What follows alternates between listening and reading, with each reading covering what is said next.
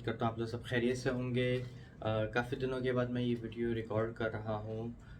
मेरे पास काफ़ी over stay और इलीगल के हवाले से काफ़ी ईमेल्स आ रही थी और जो है कमेंट्स भी आए थे। कुछ लोग हमारे पाकिस्तानी भाई या इंडियन भाई इधर मलेशिया के अंदर ओवर स्टे हो गए हैं या इलीगल हो गए हैं। तो उन लोगों के लिए मैं पूरी वीडियो बना रहा हूँ कि आप लोग ओवर स्टे और जो है इलीगल होने से कैसे बच सकते हैं, और अगर हो चुके हैं तो इसका फिर सलूशन क्या है। तो ये वीडियो पूरी उन लोगों के लिए है बेसिकली कि ये ऑप्शंस हैं इलीगल वालों के लिए कि वो लीगलाइज कैसे हो सकते हैं इधर रहते रहते, या आप जाना भी चाहें। तो शुरू करते हैं सीधा वीडियो। सॉरी, मेरा थोड़ा सा गला ख़राब हुआ है। सबसे पहला ऑप्शन है कि जो लोग विज़िट पे इधर आते हैं मलेशिया, चाहे वो कोई भी नेशनैलिटी हो, पाकिस्तानी हो, इंडियन हो, बांग्लादेशी हो, नेपाली हो, वो मलेशिया इधर आते हैं विज़िट वीज़े पे और आके इधर काम करने लगते हैं, या वो वाकई जेन्युइनली जो है विज़िटर पर्पस की वजह से इधर आते हैं और आके इधर ओवर स्टे हो जाते हैं, या जिनको और मज़ीद रहना होता है। क्योंकि जब आप इधर एयरपोर्ट पे आते हैं तो उधर आपको 30 डेज़ की स्टैंप मिलती है आपके पासपोर्ट पे जब आप कुआलालंपुर एयरपोर्ट पे लैंड करते हैं। उसके बाद लोग घूमते फिरते हैं, लोगों को किसी से मिलना, कोई शादी, कुछ भी XYZ रीज़न्स की वजह से अपना वीज़ा एक्सटेंड करना होता है। तो उसका तरीक़ेकार ये है, ये भी मैं आपको बता देता हूँ। 30 डेज़ की तो आपको एंट्री मिल गई, ठीक है। अब आप ये सोच रहे हैं कि यार मुझे और भी जगह पे घूमना है, मुझे और भी जगहों को एक्सप्लोर करना है, या किसी के पास रहना है, या कोई काम है ऐसा कि मुझे 30 डेज़ से ऊपर रहना है। तो उसका तरीक़ेकार ये होता है कि जब आपके 25 डेज़ पूरे हो जाएं, आप अपना पासपोर्ट लेके और एक रिटर्न टिकट लेके 1 मंथ के बाद की आप पुत्रजया इमिग्रेशन ऑफिस आप चले जाएं, फ्री ऑफ कॉस्ट, ठीक है। फ्री ऑफ कॉस्ट आपका 1 मंथ का आपको एक और स्टैंप लगा दी जाएगी। समटाइम्स स्टिकर भी देते हैं, समटाइम्स स्टैंप भी दे देते हैं। तो ये ध्यान रखें कि यहाँ पे आपको कोई भी एजेंट कहता है कि आप मुझे पासपोर्ट दे दो, मैं करवा देता हूँ, इतने पैसे लगेंगे, 2000 लगेंगे, 1000 लगेंगे, वॉट एवर। ये मैं आपको बता दूँ कि फर्स्ट जो आपको एक्सटेंशन मिलती है 30 डेज़ की पुत्रजया इमिग्रेशन जाके, वो फ्री ऑफ कॉस्ट होती है। उसकी गवर्नमेंट कोई भी फ़ीस नहीं होती है। आप ख़ुद भी चाहें खुद जाके आप करवाएं, कोई इशू नहीं है। ऑनलाइन इसके नंबरिंग मिलती, क्यू नंबर होता है, आप वो ले लें और लाके आप सुबह सुबह आप अर्ली मॉर्निंग चले जाएं, 7:30 to 8 AM आप चले जाएं। आपकी बारी जल्दी आ जानी है और सेम डे आपका काम हो जाता है। पहली बात यहाँ तक क्लियर हो गई, ठीक है। दूसरी बात कि उन लोगों का वीज़ा रिन्यू से मतलब कि एक्सटेंड नहीं होता है जो 6 मंथ्स का या 5 मंथ्स का या 1 ईयर का मल्टीपल एंट्री वीज़ा लेके आते हैं। उनके लिए रिन्यू या एक्सटेंशन नहीं होता है। उस वीज़े का मतलब ये होता है कि आपको 6 मंथ्स का मल्टीपल एंट्री दी गई है, तो आप 1 महीना इधर रुकें 30 डेज़, और 30 डेज़ के बाद आपने करना होता है एग्ज़िट। किसी भी कंट्री में आप एग्ज़िट कर लें और फिर आप रिटर्न हो जाएं, तो फिर आपको 30 डेज़ की स्टैंप मिल जाएगी। ये वीज़ा जो मैंने आपको बताया है, ये सिंगल एंट्री विजिटर वीज़ा होता है। इसके ऊपर आपको एक्सटेंशन 30 डेज़ की मज़ीद मिल जाती है।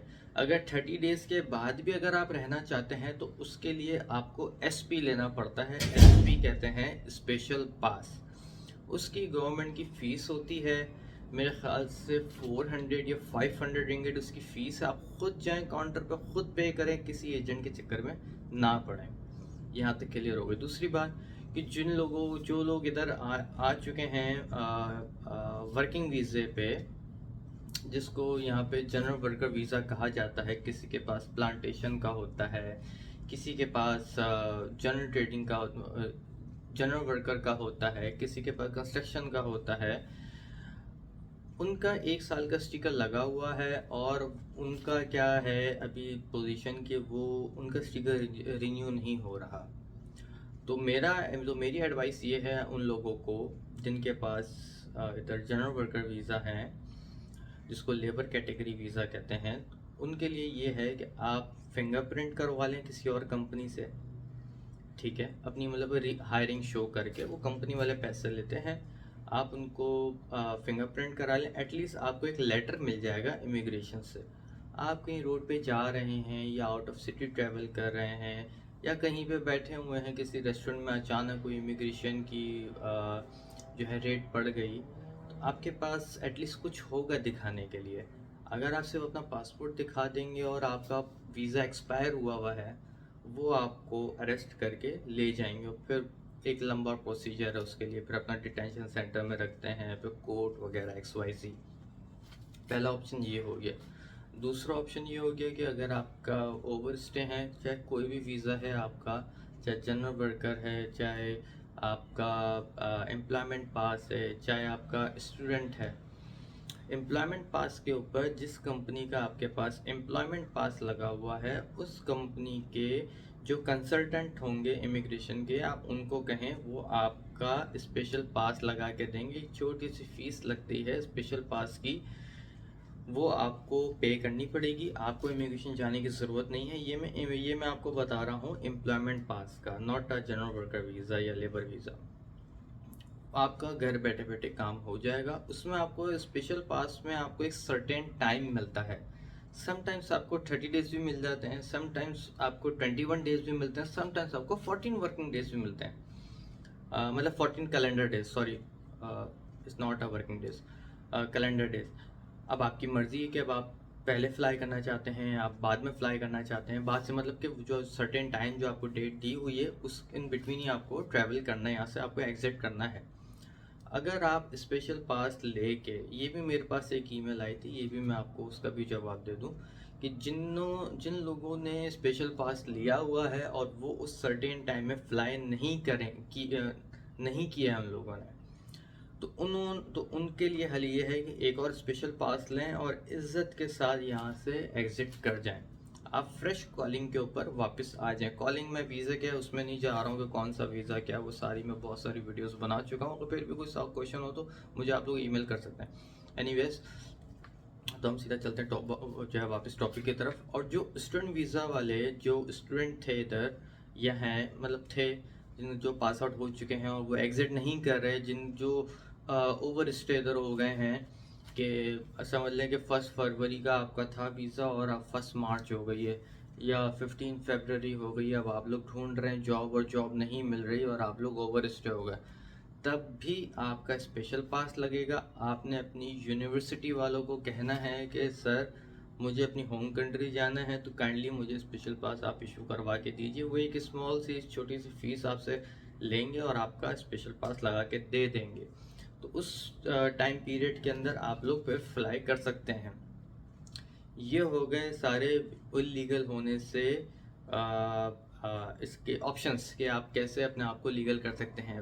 जनरल वर्कर का मैंने आपको बता दिया कि उसमें ये है कि आप फिंगरप्रिंट करा लें किसी और कंपनी की, और अगर फिंगरप्रिंट बंद भी है तब भी आप कोशिश करें कि ऐसा नहीं होता है कि बंद हो, काम चल रहा होता है। रेशो अगर अगर फुल पीक पे काम चल रहा है कि अगर 100 कंपनियां डेली की आ रही हैं, तो जब काम बंद होने का मतलब जो एजेंट लोग होते हैं वो ये कहते हैं कि काम बंद है। काम बंद नहीं होता है, बेसिकली वो हर वक्त चल ही रहा होता है। ये है कि स्पीड थोड़ी स्लो हो जाती है और काम का रेशो थोड़ा कम हो जाता है, लेकिन फिंगरप्रिंट वगैरह सब खुले हुए ही होते हैं। और जो इनके पास एम्प्लॉयमेंट पास है, अगर वो जाना चाहते, ओवर स्टे इधर हो गए हैं, ओवर स्टे हो गए तो स्पेशल पास लेके वो चले जाएं। और अगर इधर ही रहना चाहते हैं तो फिर वो किसी और कंपनी में जॉब अप्लाई करें। जो एम्प्लॉयर होगा आपका, ठीक है, उनका जो इमिग्रेशन कंसल्टेंट होगा वो आपके पासपोर्ट पर स्पेशल पास लगा के इधर ही री एंट्री शो करके आपको एक न्यू एम्प्लॉयमेंट पास इशू कर देगा। लेकिन स्टूडेंट के लिए आपको एग्जिट करना मस्ट है। ये ये पूरी वीडियो उन लोगों के लिए थी जो बेचारे इलीगल हो गए हैं, जो बेचारे ओवर स्टे हो गए किसी भी रीजंस की वजह से, कुछ अपनी हरकतों की वजह से और कुछ जानबूझ के भी, और कुछ बेचारे कुछ एजेंट की उसमें फंस गए, पासपोर्ट चला गया XYZ। तो ये वीडियो पूरी उन लोगों के लिए थी। अगर फिर भी आप लोग का कोई क्वेश्चन हो कि मुझसे आप लोग पूछना चाहते हो कोई चीज़ वीज़ा के हवाले से या इमिग्रेशन कंसल्टेंट के हवाले से, तो मेरे पास अल्हम्दुलिल्लाह काफ़ी इन्फॉर्मेशन है इस हवाले से। आप लोग मुझे ईमेल करके मुझसे पूछ सकते हैं। मुझे बहुत सारी ईमेल आती हैं, सॉरी मैं सारी ईमेल्स का रिप्लाई नहीं दे पाता, क्योंकि एक तो टाइम भी मेरे पास शॉर्ट होता है, क्योंकि मैं अपना भी इधर काम करता हूँ मलेशिया में। तो प्लीज़ आप बुरा नहीं मानिएगा, समटाइम्स मैं देर भी हो जाती है मुझे रिस्पॉन्स करने में लोगों को। और जिनकी इम्पोर्टेंट मैं ईमेल पढ़ तो लेता हूँ, लेकिन मैं कुछ ऐसी ईमेल्स होती हैं कि जिनका मैं जवाब देना ज़रूरी नहीं समझता हूँ। ऑलरेडी मैं उन चीज़ों के ऊपर मैं काफ़ी वीडियोस बना चुका हूँ, तो काइंडली प्लीज़ आप मेरी पुरानी वीडियोस देख लें, उस पर सारी डिटेल है। अगर फिर भी कोई क्वेश्चन हो इन चीज़ों के अलावा, कि मैं अगर भूल गया हूँ या आप लोग कुछ ऐसा क्वेश्चन करना चाहते हैं कि जो मेरी वीडियो के अंदर उसका आंसर नहीं है, तो प्लीज़ आप मुझे ईमेल करें। मैं अपना इंस्टाग्राम भी अपना नीचे दे दूँगा डिस्क्रिप्शन में। तो इंशाल्लाह फिर आप लोगों से मुलाकात होती है अगली वीडियो में। अपना बहुत ज़्यादा ख्याल रखें। अल्लाह हाफ़िज़।